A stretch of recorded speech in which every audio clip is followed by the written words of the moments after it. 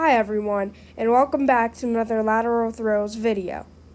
Today's topic will be the coasters of Alton Towers in Staffordshire, England.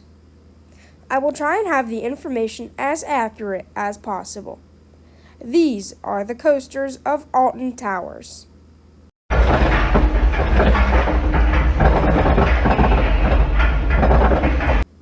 Let's start with our first coaster, Galactica. This is a B&M flying coaster. Length, 2,756 feet. Height, 66 feet. Speed, 47 miles an hour. This will be an occurring theme with the coasters here, as the height is as short as it is because the park has a height limit to build at the tree line. But let's talk about this coaster.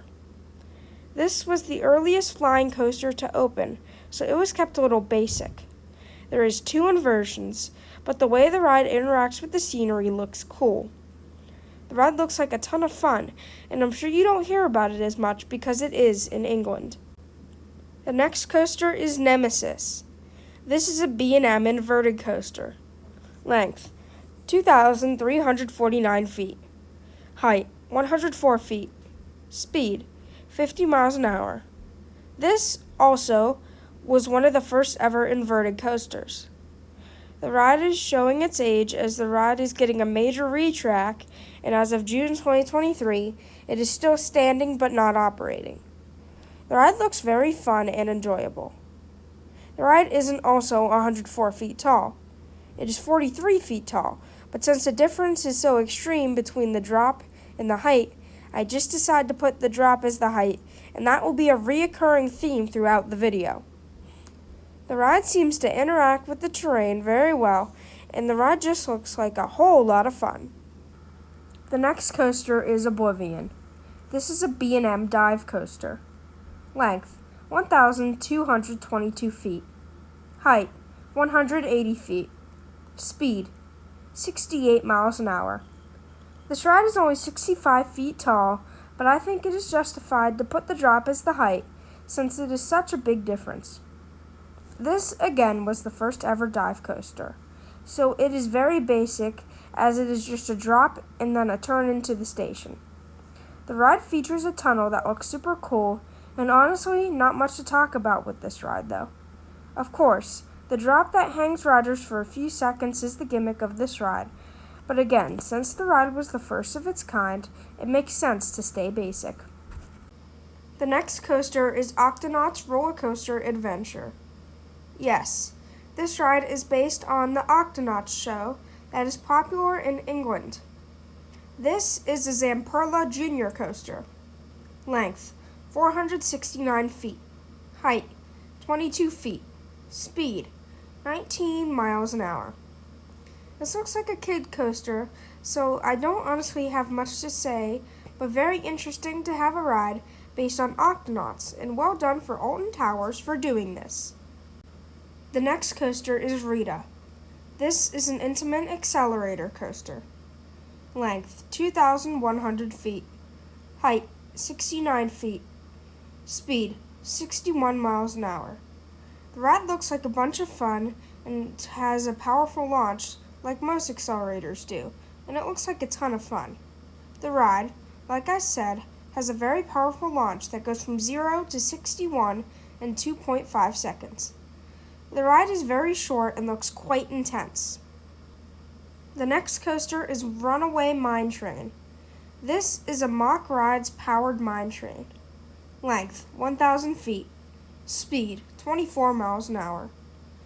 This is not your Aero mine train, it's a mock mine train. This ride looks to have a nice terrain-based layout. The scenery around the ride also looks pretty cool.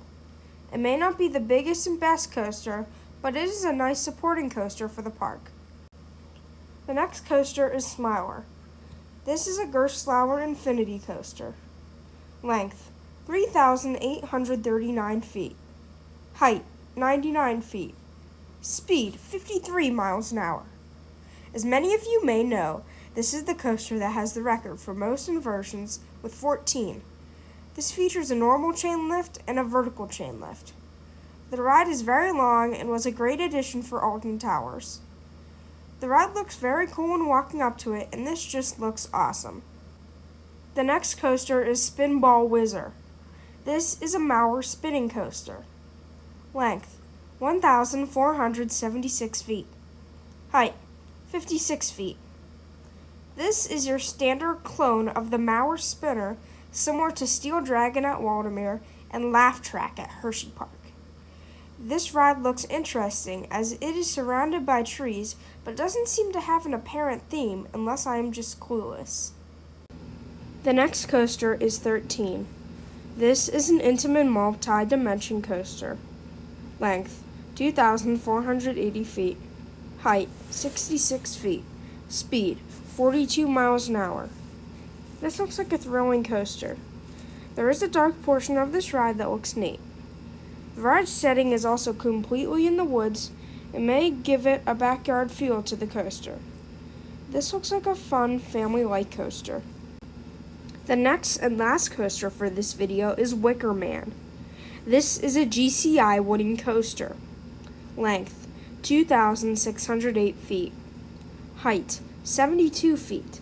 Speed, 44 miles an hour. This looks like a neat and well-themed wooden coaster. The ride twists and turns a lot, but looks like one of the better coasters at the park. The coaster has a ram, I think it's a ram. Please correct me if I'm wrong, but the coaster has a ram during the middle of the ride that counts as theming. Lastly, this is the newest coaster at the park and the only wooden coaster currently operating at the park. Well, that is it for this video. I do have some small thoughts and opinions on this park I thought I would share after doing my research for this video. The park's attractions seem to have great theming, and the coasters also interact with the scenery well. Since the park can't build above the tree line, some may argue that the coasters aren't the best that they could be, but I disagree. The park has some great custom layouts on its coasters, which make them so unique. But hey, that's just my opinion. That's all from me, and have a fantastic day.